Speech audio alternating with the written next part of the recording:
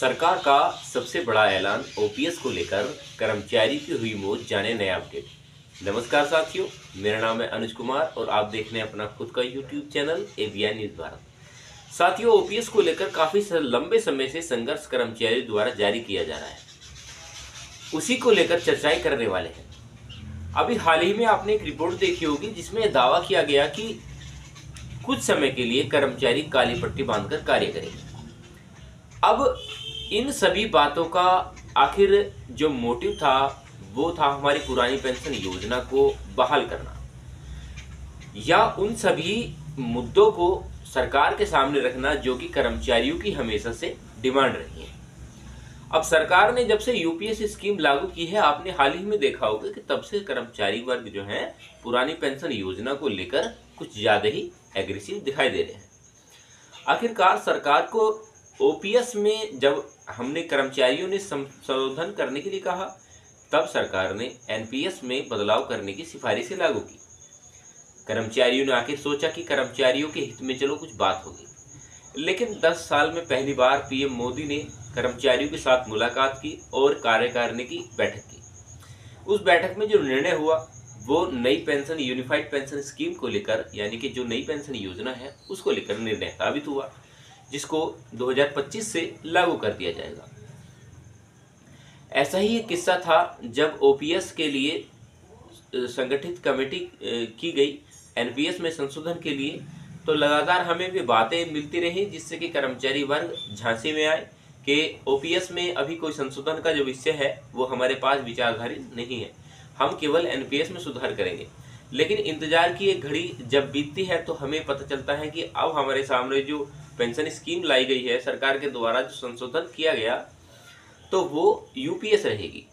अब यूपीएस के लिए कर्मचारियों ने संघर्ष थोड़ी ना किया था, ओपीएस के लिए संघर्ष किया था, लेकिन सरकार ने फिर भी कहीं ना कहीं कर्मचारियों को, मैं कहता हूं कि झांसे में रखा और केवल यूपीएस लेने के लिए दबाव बनाया गया।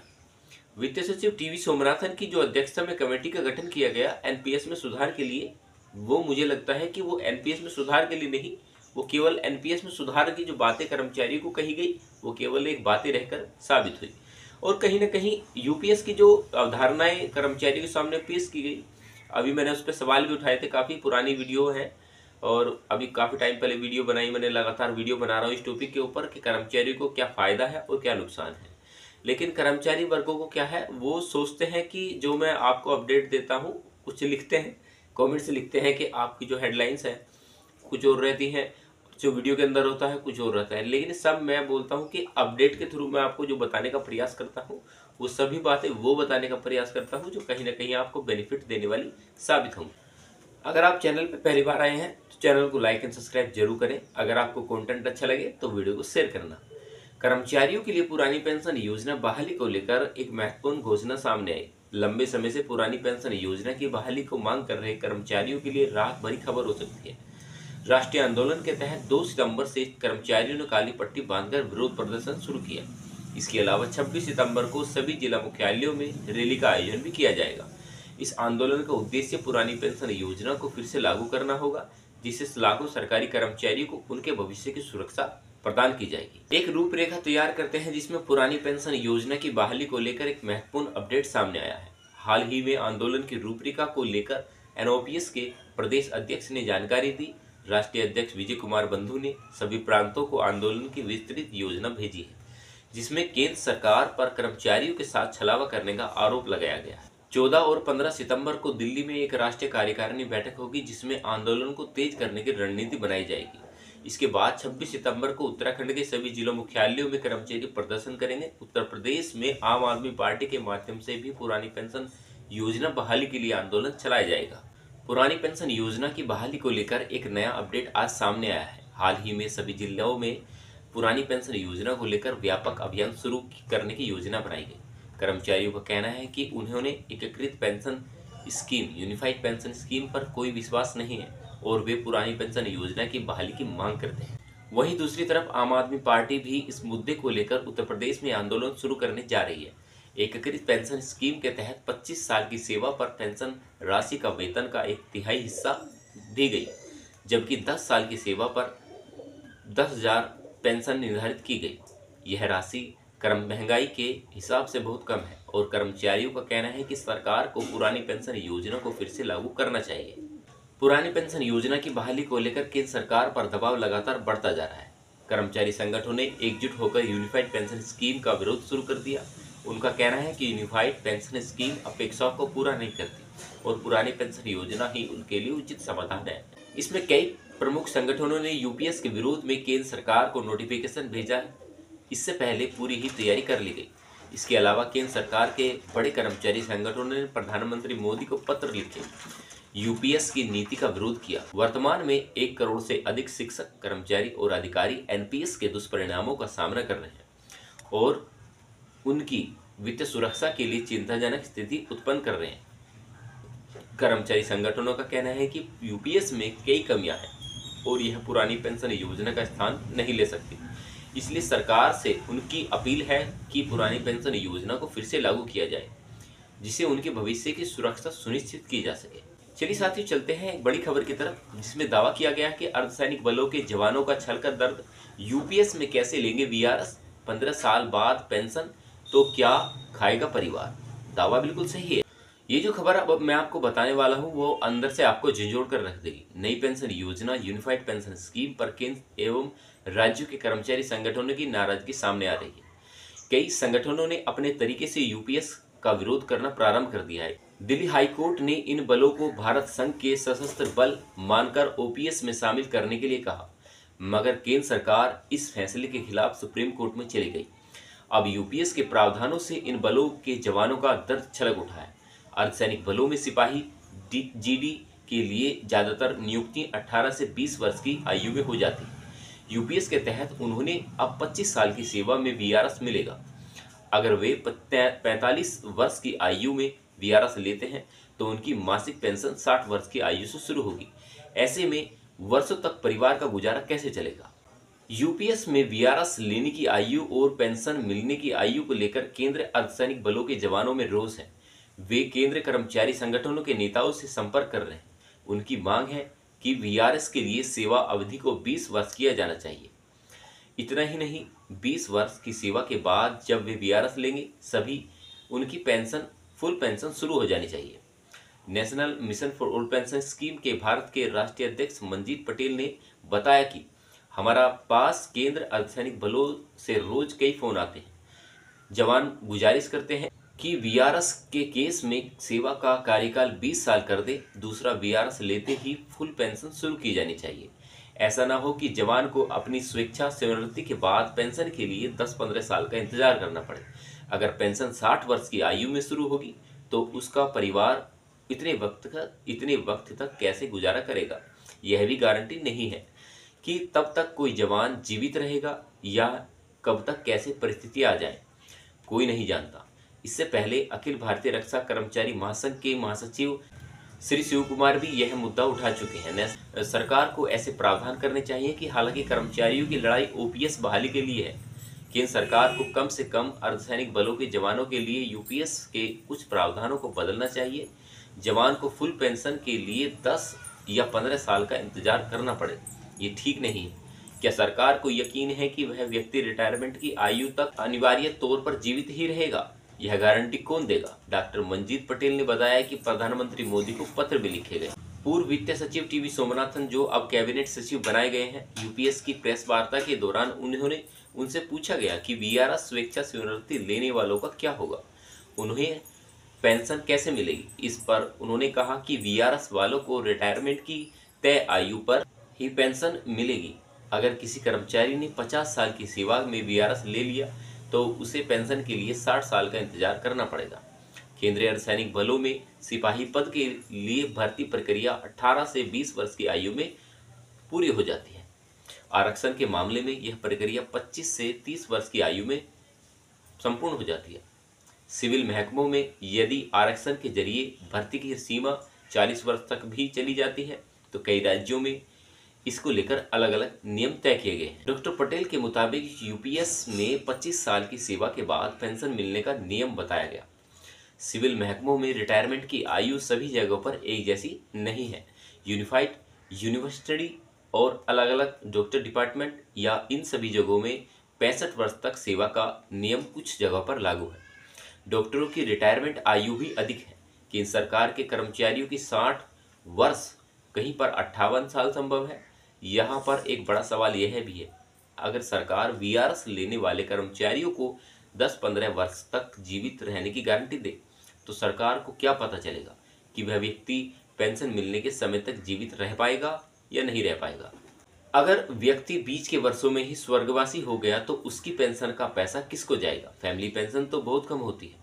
मतलब यूपीएस के इस प्रावधान का नुकसान केवल संबंधित कर्मचारी का जवान के परिवार को उठाना पड़ेगा। केंद्रीय अर्धसैनिक बलों में पुरानी पेंशन बहाली का केस सुप्रीम कोर्ट में चल रहा है। अब यूपीएस के आने से इन बलों में ओपीएस लागू करने की उम्मीद टूट गई है। इसकी वजह क्या रही? सबसे बड़ी वजह रही कि केंद्र सरकार सुप्रीम कोर्ट में यह बात कह सकती है कि ये बल भी अन्य कर्मचारियों के तहत यूपीएस में दायरे में आएंगे। यहाँ पर एक पेच फिर फंस गया है कि सरकार सीआरपीएफ को संघ के सशस्त्र बल मानेगी या नहीं मानेगी। दिल्ली हाईकोर्ट और खुद इन बलों का एक्ट यह बताता है कि सीआरपीएफ के संघ के सशस्त्र बल हैं। अगर सरकार भी सर्वोच्च अदालत में यह बात मान लेती है तो संघ के सशस्त्र बल माना जाएगा, तो उन्हें ओपीएस देना पड़ेगा। इस केस का आधार केवल एक ही है कि ये बल भारत संघ के सशस्त्र बल हैं या नहीं है। खास बात है कि मौजूदा समय में केंद्र सरकार ने आर्मी, नेवी और एयरफोर्स को ही संघ के सशस्त्र बल माना है। इसी के चलते इन बलों में ओपीएस लागू है। पिछले दिनों सर्वोच्च अदालत ने इस मामले की सुनवाई की। सुप्रीम कोर्ट ने दिल्ली हाई कोर्ट के उस निर्देश पर अंतरिम रोक लगाने की पुष्टि की जिसमें पुरानी पेंशन योजना ओपीएस सीएस पेंशन नियम 1972 के अनुसार केंद्रीय अर्धसैनिक बलों, केंद्रीय सशस्त्र पुलिस बलों के कर्मचारियों पर भी लागू होने की बात कही गई। सीएपीएफ के 11 लाख जवान अफसरों ने गत वर्ष पुरानी पेंशन बहाली के लिए दिल्ली हाई कोर्ट से अपने हक की लड़ाई जीती। इसके बाद केंद्र सरकार ने दिल्ली हाई कोर्ट के फैसले को लागू किया।